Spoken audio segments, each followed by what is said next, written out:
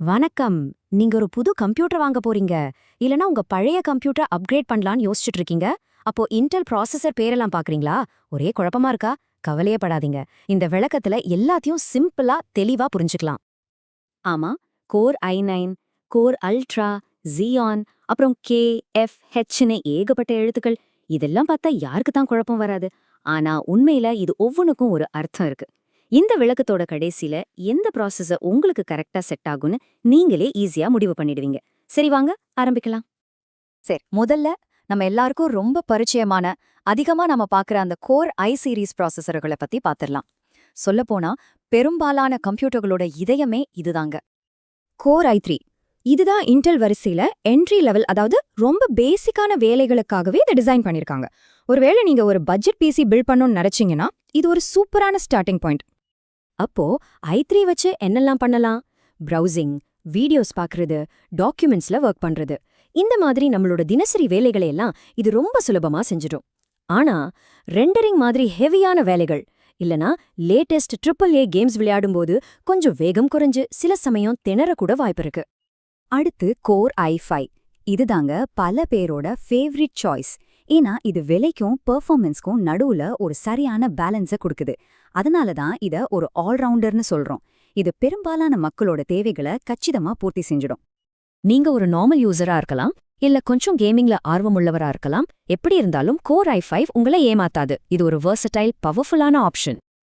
இங்க ஒரு ரொம்ப முக்கியமான விஷயத்த நீங்க புரிஞ்சுக்கணும். இப்போ வர்ற ஒரு புது ஜெனரேஷன் கோர் i3 ஒரு பழைய ஜெனரேஷன் கோர் i5 அளவுக்கு பவர்ஃபுல்லா இருக்க முடியும். ஆமா, அதனால அடுத்த தடவை நீங்க ஒரு ப்ராசஸரை செலக்ட் பண்ணும்போது வெறும் i3, i5 அன்னு நம்பரை மட்டும் பார்க்காதீங்க. அது எந்த ஜெனரேஷன் பார்க்கறது ரொம்ப ரொம்ப முக்கியம். அதுதான் அதோட உண்மையான பவரை முடிவு பண்ணும். ஓகே, அடுத்தது கோர் i7. இது யாருக்குன்னா, ஒரே நேரத்துல பல ஹெவியான வேலைகளை கொஞ்சம் கூட ஸ்பீட் குறையாம செய்யணும்னு நினைக்கிறவங்களுக்கு. குறிப்பா கண்டென்ட் கிரியேட்டர்ஸ்க்கு இது ரொம்பவே யூஸ்ஃபுல்லா இருக்கும். ஒரு உதாரணம் சொல்றேன், கேளுங்க. நீங்க ஹை கிராஃபிக்ஸ்ல ஒரு கேம் விளையாடிட்டு இருக்கீங்க. அதே சமயம் OBSல அதை ரெக்கார்ட் பண்றீங்க. ஃப்ரெண்ட்ஸோட டிஸ்கார்ட்ல பேசிட்டு இருக்கீங்க. பேக்ரவுண்ட்ல ஒரு 10-15 குரோம் டேப் வர ஓப்பன்ல இருக்கு. இவ்ளோ நடந்தாலும் i7 கொஞ்சம் கூட லேக் ஆகாம எல்லாத்தையும் ஹேண்டில் பண்ணும். இதுதான் i5க்கும் i7க்கும் இருக்கிற முக்கியமான வித்தியாசம். இப்போ லிஸ்ட்ல டாப்ல இருக்கிற கோர் i9. இது யாருக்கானதுன்னா, பெர்ஃபார்மன்ஸ் தான் முக்கியம், வேற எதை பத்தியும் கவலை இல்லைன்னு நினைக்கிற ப்ரொஃபஷனல்ஸ் மற்றும் டெக் ஆர்வலர்களுக்காகவே டிசைன் செய்யப்பட்ட ஒரு டாப் டயர் ப்ராசஸர். ஸ்டுடியோ லெவல்ல 3D மாடலிங் பண்றது, 4K வீடியோ எடிட்டிங் மாதிரி ரொம்ப ரொம்ப ஹெவியான வேலைகளுக்கு i9 ஒரு சரியான சாய்ஸ். ஆனா ஒரு விஷயம், நம்மள மாதிரி சாதாரண யூசர்ஸ்க்கெல்லாம் இந்த அளவுக்கு பவர் உண்மையிலே தேவையில்லாதது. சரி, இப்போ இந்த i3, i5, i9 எல்லாம் புரிஞ்சிருச்சு. ஆனா அதுக்கு பின்னாடி ஒரு எழுத்து வருமே, KFHன்னு. அதுக்கெல்லாம் என்ன அர்த்தம்? அது ஒரு மாதிரி சீக்ரெட் கோட் மாதிரி. ஒரு ப்ராசஸரோட உண்மையான பவரை அதுதான் நமக்கு சொல்லும். வாங்க அந்த கோடை இப்போ பிரேக் பண்ணலாம். இந்த டேபிள பாருங்க, எல்லாம் தெளிவா புரியும். சிம்பிளா சொல்றேன், Fன்னு முடிஞ்சா அதுல இன்டகிரேட்டட் கிராஃபிக்ஸ் இருக்காது. சோ நீங்க தனியா ஒரு கிராஃபிக்ஸ் கார்டை போட்டே ஆகணும். கேனா அது அன்லாக் செய்யப்பட்டது, அதாவது நீங்களே அதை ஓவர் கிளாக் பண்ணி இன்னும் ஸ்பீடாக்கலாம். யூன் இருந்தா அது லேப்டாப்கானது, பவரை ரொம்ப கம்மியா எடுத்துக்கும். அதனால பேட்டரி லைஃப் நல்லா இருக்கும். அதே மாதிரி HX எல்லாம் ஹை பெர்ஃபார்மன்ஸ் கேமிங் லேப்டாப்கள்ல வர பவர்ஃபுல் ப்ராசஸர்கள். இதுல அந்த கே சஃபிக்ஸ் இருக்குல்ல, அது ரொம்பவே இன்ட்ரெஸ்டிங்கான ஒன்று. அதாவது அந்த ப்ராசஸரை அதோட நார்மல் ஸ்பீடை விட அதிகமா, அதாவது ஓவர் கிளாக் பண்ண முடியும். ஆனா ஒரு கண்டிஷன், இப்படி செய்யும்போது சிஸ்டம் பயங்கரமா ஹீட் ஆகும். அதனால லிக்விட் கூலிங் மாதிரி ஒரு நல்ல கூலிங் சிஸ்டம் கண்டிப்பா தேவைப்படும். ஓகே, இதுவரைக்கும் நாம பார்த்தது எல்லாமே பொதுவா எல்லாரும் பயன்படுத்துற ப்ராசஸர்கள். இப்போ ரொம்ப ஸ்பெஷலான, குறிப்பிட்ட வேலைகளுக்காகவே டிசைன் செய்யப்பட்ட சில ப்ராசஸர்களை பத்தி பார்க்கலாம். Core ultra. இது இப்போ லேட்டஸ்டா ஹை எண்ட் லேப்டாப்ஸ்க்காக வந்திருக்கிற ஒரு புது ஜெனரேஷன் ப்ராசஸர். இதோட ஸ்பெஷாலிட்டி என்னன்னா, இதுல ஆர்டிஃபிஷியல் இன்டெலிஜென்ஸ், அதாவது ஏஐக்காகவே ஒரு தனி யூனிட் இருக்கு. அதுக்கு பேரு தான் NPU, அதாவது நியூரல் ப்ராசஸிங் யூனிட். இது என்ன பண்ணுனா, ஏஐ சம்பந்தப்பட்ட வேலைகள் எல்லாம் மெயின் CPU கிட்டேருந்து வாங்கி இதுவே செஞ்சிடும். இதனால CPUவோட லோடு குறையுது. ரிசல்ட், உங்க லேப்டாப் அவ்வளவா ஹீட் ஆகாது, பேட்டரியும் ரொம்ப நேரம் நிற்கும்.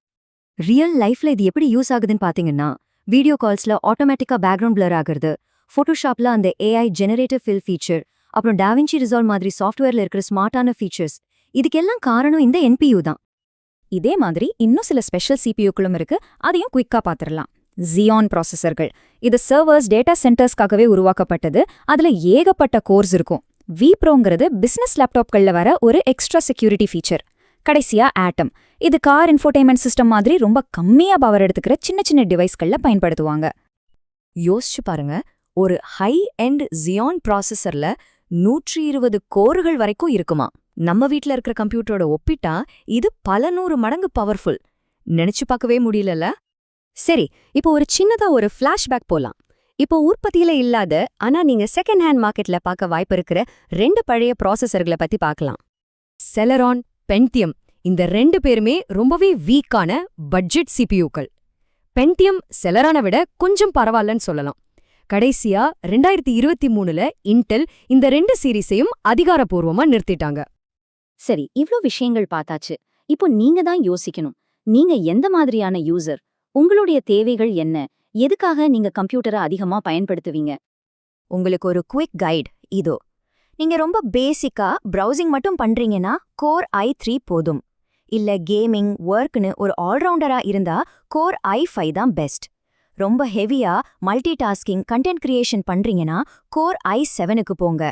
இல்ல பெர்ஃபார்மன்ஸ் தான் எல்லாமே, எனக்கு பெஸ்ட் தான் வேணும்னு நினைக்கிற ப்ரொஃபஷனல்ஸ் மற்றும் ஆர்வலர்களுக்கு கோர் i9 தான் சரியான சாய்ஸ். சோ உங்க தேவை என்னன்னு புரிஞ்சுக்கிட்டாலே உங்களுக்கு சரியான சிபியூவை தேர்ந்தெடுக்கிறது ரொம்ப ஈஸி. இந்த விளக்கம் உங்களுக்கு உதவி இருக்கும்னு நம்புறேன்.